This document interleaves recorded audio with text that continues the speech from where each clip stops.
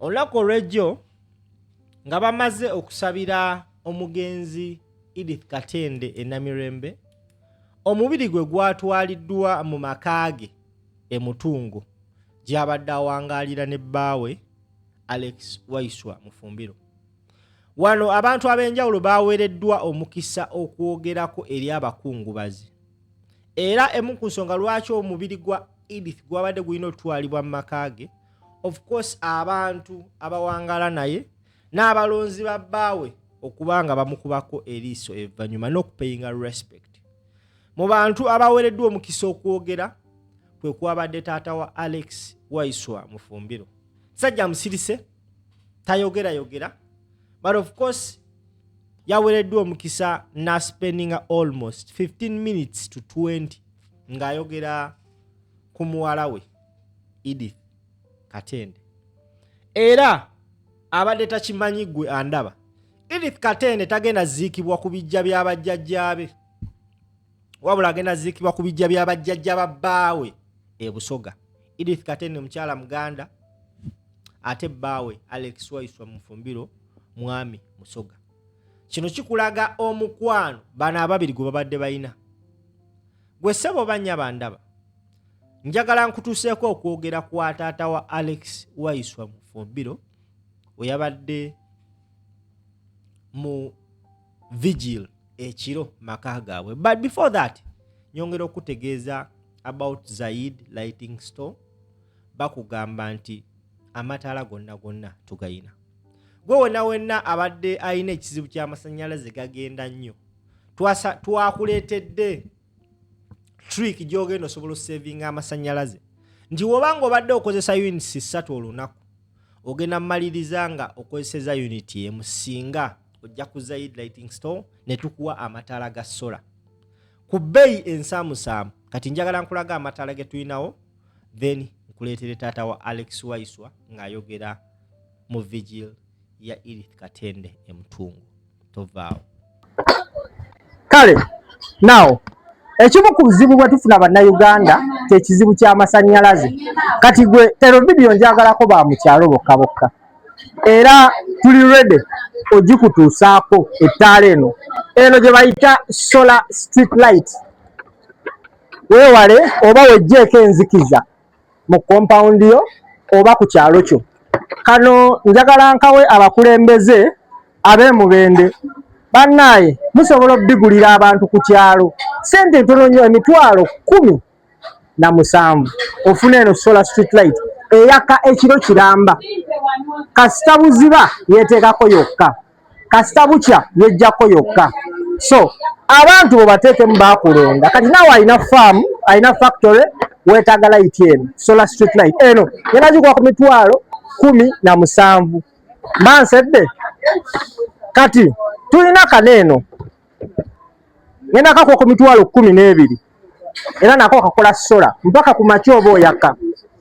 Basi kusedde nno. Kati eno ogenda kukola emitwalo 18 egirako sola pano yaako nga bw'ogiraba. Sibadde na budde bugisumulula naye mummanyi ebyange byennanga. Nina mami Jane ali awo e London. Abantu b'omu kyalo Masaka nze ngenda giba baita jjajja ngenda gimutwalira kasita osimika sente nze ngenda gimutuusaako. Mami Jane nkulinze obadde oludde. Kati waliwo eno eyawukana mu zonna. Eno ekijawula erina lights 2, erina woomu endala bagita batya ne white. Obaye ebyamataala naka business nakagiyingira naye nja kuyinga. Kati eno ekuba woomu ne white. Njagala bane mujje mugule amataala gano eno week badde nsaba gano gentadde ku display mubeere nga mugajjawo kuba mpulira sikyalina space. So mbalinze basebo ne bannyabo pampita sipe nambe ziri awo wansi kuoba okuba ngenda kuba musanyufu nga mulabiseeko. Alright, kansubire nti mugenda kujja mutuwagire. Kati njagala owulirize taata wa Alex Waiswa Mufumbiro ng'ayogera ku muwala we Edith Katende eyatuvudde ku maaso. Katukomewo. Baseba venerable Canon n'omubuulizi bakungubazi bannange mwenna tubaaniriza lujja luno yinza okuzunywa oluganda olwange luyinza obutatambula bulungi ng'olw'omuwala olutambudde kubaye omuwala yajja mu Kampala nga muto ate yabiyiga bulungi wajja mu Kampala nga tukuze enjogera ng'emu tetukwata bulungi munansonyiwamu naye mbaaniriza mwenna okujja okutubeererawo nga tuwerekera muwala waffe ng'omwana bw'ayogedde Edith bwe yatwalibwa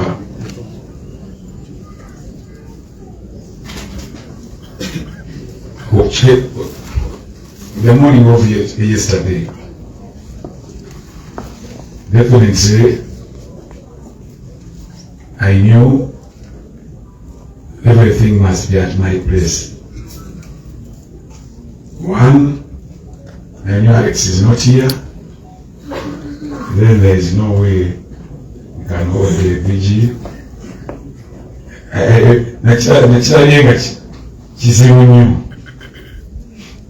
And yesterday we had a vigil at my place. But as we were there, omwana mwenye n'angamba nti abantu b'ekitundu kino bagambye olumbe balwagala. Engamba nti balwagala mugenda kuteeka mu kisaawe. Gamba landlord waffe tugambye kitwagala okukola kyonna tukikolerewo. Tumanyi njagala okutwala omukisa guno okwebaza landlord olw'okwagala mutabani wange anakkiriza kuba abasinga omupangisa ngo tegwingira mu bupangisa abasinga naye mukulu munange nkwebaza naye sina mu bizibu bingi nnyo olwalex okubeera wano bamutiisatiisa kino lwaki oleeta ono obandi balowooza nti abaali balowooza ti Alex wabeera wano genda kuwangulako akalulu kati nga tebamwagaliza abeere wabeera munakawamu naye nga tabalwa sebo nti baagala Alex abaweereze constituency. So landlord, we thank you very much for all what you are doing, for accepting us to be here tonight. Era kyalye nti bantu mulwetulaba abantu muli bangi ng'ate abasinga muli ba mu kitundu kino. Ate wenakkiriza nti era tukkire kubanga nankimanyi nti Alex omuntu webakuwolera n'ofu ne bakuwa obwemupigwawo era olina abantu abakukola ki abakwagala bangi. Okusinziira ku genfuna nze nayogera big leader on the retired chief magistrate kati nekozesa.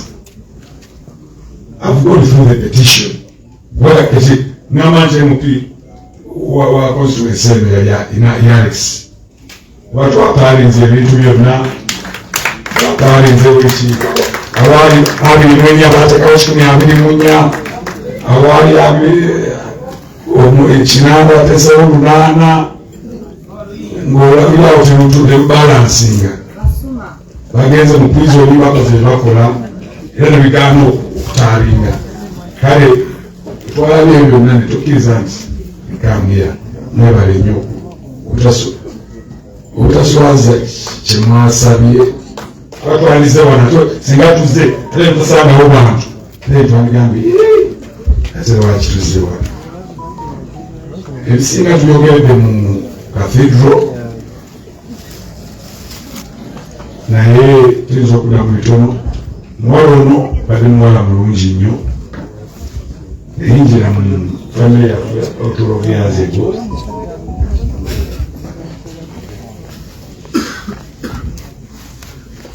ogenda mu kibanze mulenzi wafuna omuwala atukataembuza naye muti okuumanga olikuuma wange eki either omwagala oba tomwagala because you cannot control being nga muli awo ogamba nti wewe njagala then nga tulina okugenda mu kyaki that's how we decided tugenda mu kyaki because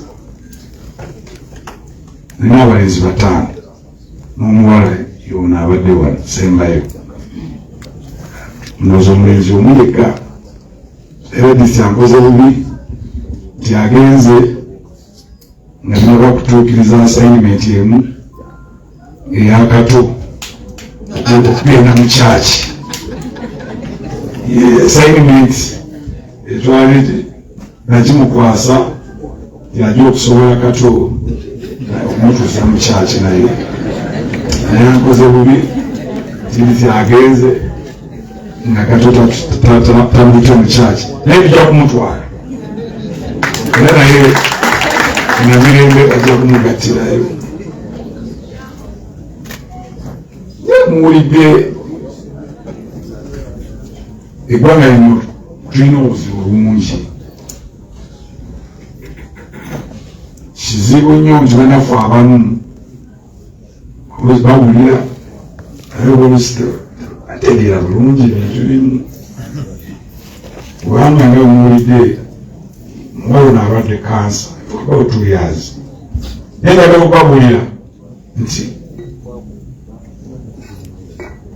obusobozi obw'okujjanjaba obulwadde obwo omuntu owa bulijjo yasobola okuba enduulu eyo ennyo oba olija sentence to death immediate toyinza nakusobola kutambuzaayo myezi 6 kuba sente nyingi nnyo eddagala olwide oli ogamba obugambi nti ndowooza eddagala liyinza okukolako 6 million shillings awo notubira lufuna okusolozaamu emiliyoni emu kiyinza okuba ekizibu naye nawe looking for 6 million have a government where we are protecting the aids kati ogendayo mu Cancer Institute I also cry kubanga simanyi oba mu kikolenge ekyobulambuzi yes oyiteyoko mu woods ezo eya kansa oyinza ovaayo era n'otaddamu tegeera bulungi kuba oliko ekizibu kubanga mu Cancer Institute people just sleep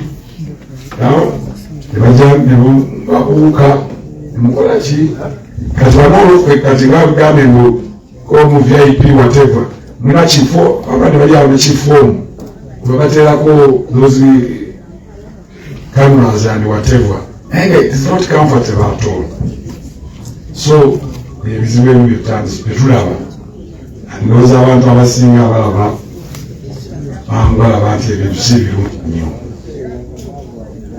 our institutions nayogedde mu church neŋŋamba nti ffenna ab'amateeka bagambye bakoze mu myaka 38 twali tetulaba ffe twaberera ku bulamuzi nga wenyongeza ne baleeta bbeeyo n'ogamba nti ruling ya next day erikota bakukubira essimu what was your intention you must give that ruling instantly ekintu kyabeeyo kiri awo oba omuwa oba tomuwa naye kati uganda tutuuseemu obakutwala atwalibuzira mulina kooti eri awo obakutuusaawo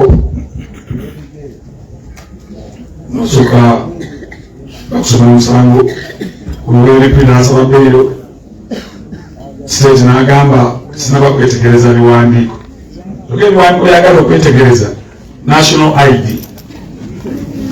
n'ebbaluwa ya LC 2 papers n'asaba wiiki 2 Unamzaile tantu azimuwa wiki mbili na akomawo olwakomawo after 2 weeks na objectinga nga objectinga mu tebiri mu makulu olwamza tena ajali nga wiki na mbili asobola okukola ruling eyo likize bano bayogedde omwezi guweddeko buli bayongerayo kustabeerawo kalonga mugeze mwezi ogwokubiri olebedala naye ngate waggulu teri afa nayo babiraba naye kati babitwalanga kyabulijjo ate nga bwe twasomera amateeka era nga mubagambye fe bakasitodiani ba human rights kubanga gavumenti ekwata gwe muba abita naye kati ekizibu ekyazzeewo nti ono akwata noono abita begasse wamu era bamala okuteesa wali nti leero ono tavaayo state n'omulamuzi bamala kwogera mu kisenge bageranga okujja mu kooti bano bakakulu newogera ebigambo oluzungu lwona oluvaawa oli yategeredda neruling agenda okufuna kati yeggwanga lituuse nti tetumanyi bwe tulaga amateeka tegakyayamba katiwa bagamba omwana bamuwambyawo naye mwana amala enaku mmeka oyinza obutakola ki ale bannange tule bwekyo ekiwe bwetutanduzza era kyova okulaba nti Alex kati amaze emyezi 8 tukeera mu kooti naye kyatugenda tetumanyi oba tunamufuna twawandiise abaleksobana production bamuleetere leero batugamba nti asisi olwakutaano mugumiikiriza ati olwokumeka olwokutaano era tugenda kukeerayo olwanamutuwa kinaba mukisa batamutuwe era tujja kugenda nekiraba n'abasazeewo ate balina obuyinza naye n'abalina obuyinza obusingawo bagenda nzijukira kulonda kwa 2016 2021 eyo omuduumizi yali Masaka eyo yayogera ebigambo bingi naye guno yali ajana mu motoka Mukama n'amujula ndowooza naye ng'ebigambo bye yayogera n'amaanyi gawulira mangi nnyo kale banafu ababa abali mu buyinza amaanyi gabaakole bwe gakoma kati tweddemu tukwate abantu mu ngeri entuufu sijja kulandaga nnyo beebaza okusobola okutubeererawo nga tugamba nti enkya ensona abalemuwala musabi nnyo